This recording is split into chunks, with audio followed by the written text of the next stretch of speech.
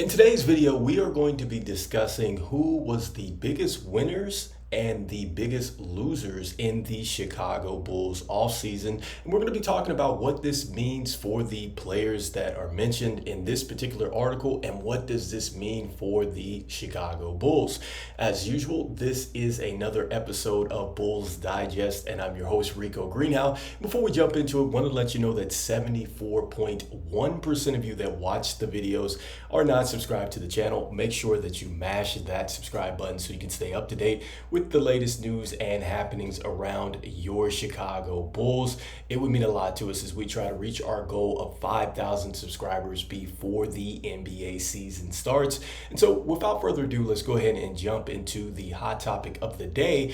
And this is going on the heels of a Bleacher Report article that is talking about the winners and the losers in the offseason for the Chicago Bulls, and just focusing merely on the Chicago Bulls and the team. I know we've done a video already talking about the Chicago Bulls and all of their offseason, but again, this just talks about what has gone on with the team, with the signings and things like that, and what the outlook is going to look like. And so first and foremost, the first plus that they say or real winner for the Chicago Bulls this offseason is going to be Jalen Smith. All right, so they say that Jalen Smith is a winner for the Chicago Bulls this offseason because, one, he got a 3-year, $27 million deal. But on top of that, when you look at it statistically, per 36 minutes, his averages were off the chart. 18.7 points per game, 11.4 rebounds a game,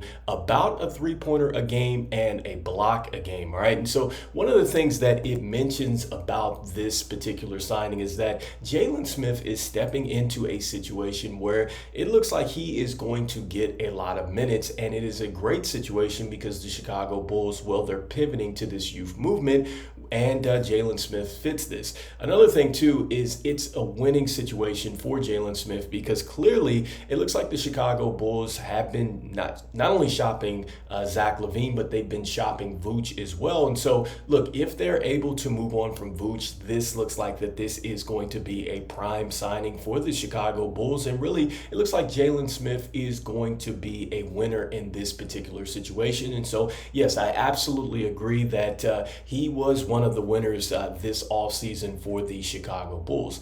Next up, the next winner of the offseason is going to be Patrick Williams. That's right, Patrick Williams. And so in this article, they suggest that Patrick Williams is a winner because, one, he got his $90 million deal, and he is going to get another opportunity to go out here and prove himself and see if he can be a solid 3-and-D player. It also says that you need to go ahead and let go of the Kawhi Leonard clone situation. So if you're thinking that he's going to be a Kawhi Leonard clone, then probably you should go ahead and let go of that comparison, which I totally agree with. I don't think that he's necessarily going to be Kawhi Leonard. And first of all, he's Patrick Williams, so he can only be Patrick Williams. And so hopefully, we hope that he gets to be a better version of Patrick Williams this year. He's going to get a lot of opportunities, I would say, especially since DeMar DeRozan is gone. And a lot of people suggest, well, can he play the small forward, the power forward?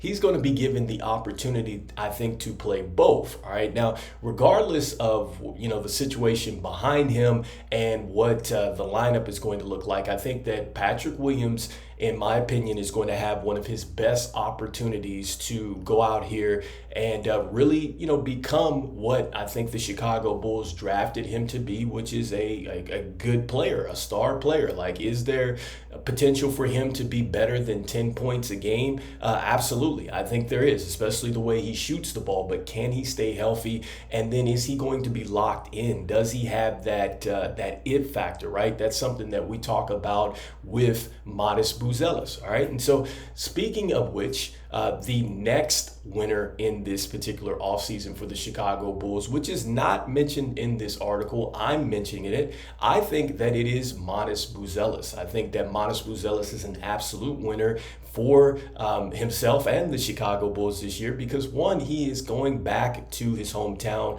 of Chicago. Two, he is getting into a situation where he should play immediately and he might have a real opportunity to be a starter, or he might even be a franchise player. All right, so I'm just saying he might. I'm not saying that he is going to be a franchise player, but he's certainly in a position to be a franchise player, especially since the Chicago Bulls are looking for that. I've compared him and said that, look, he might make the similar type of jump in the season like Derrick Rose. A lot of things are set up for him to do so. He had a terrific summer league outing. He did show his flaws, but the one thing that you love about him is his ability to compete and his mindset to be number one. He feels like he was the number one a pick in this draft, even though he got drafted 11. And I think he is really wanting to go out there and prove that not only was he the number one player in this draft class, but he also too is worthy of really all the responsibilities that is going to come with being a franchise player for the Chicago Bulls. So all those things I think stack up really good for Manas Buzelis. And look, Stacey King said on his podcast that I expect for this young man to at least get 20 minutes a game out of the gate. Okay, so I think that if Patrick Williams is not locked in, I could see that Manas Buzelis is either going to start over Patrick Williams or he's going to start with Patrick Williams or whoever is in his way. All right, I'm just suggesting that because it looks like that Manas Buzelis should play the three. A lot of people feel like Patrick Williams is the three. I just think that Manas Buzelis is going to compete so hard and really show that he deserves to be in the starting lineup. And if he can't play the four, obviously, or the five right now because of size, then his natural fit's going to be the three. So that means that, look, Patrick Williams is going to have to slide down to the four. I mean, that's just what it is. And so we'll see what happens. I mean, this is part of the Chicago Bulls and their dilemma. This is part of the mess that they have made for themselves by not trading off Vooch, Lavine, and Lonzo Ball. And, really they have a guard-heavy lineup. So they really are in a situation where they're going to have to try to figure out the rotations. But I think that Manas Buzelis is a winner this offseason. Now, the one thing that they said is they talked about the loser of the offseason for the Chicago Bulls. And it just came down to one person that they mentioned here. And they mentioned it is Javon Carter as the loser here. All right, they're suggesting that Javon Carter is already coming off a season where he played the least amount of minutes in his career at 13 minutes a game. He had just signed the $19.5 million contract for 3 seasons. But they're saying, look, with the guards that are coming back, Lonzo Ball, Kobe White took a step, Dosunmu took a step, like he is probably going to be buried in this rotation. Then also, too, we've added Josh Giddey. So this is a tough situation for him. And I agree that this is definitely making it tougher for him because also, too, one of the things that you see in this particular quote in the article, he talks about, look, what is his particular role? So he's trying to figure out, how can he, carve out some clarity for himself here in Chicago.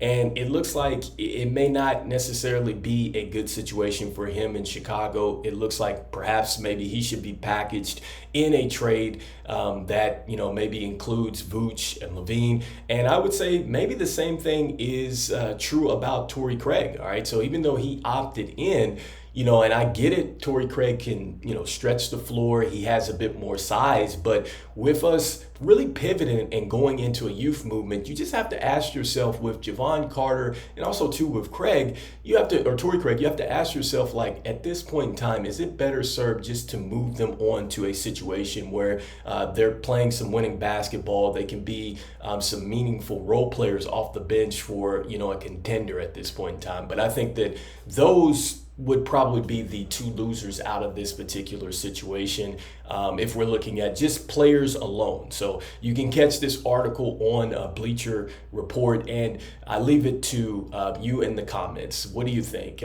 Do you think that Manas Buzelis was a winner in this year's offseason with the Chicago Bulls? Do you feel like Patrick Williams was the winner in this year's offseason with the Chicago Bulls? Do you feel like this article is suggesting that Javon Carter was one of the biggest losers in this offseason? Or do you feel like I'm feeling that Torrey Craig might, in fact, maybe he lost in this offseason as well, as far as a role and playing time too. So let me know in the comments what you're thinking. And as usual, even though we are talking about winners and losers during the offseason for our own team, I'm just saying, go Bulls, and I will see you on the next one. Peace.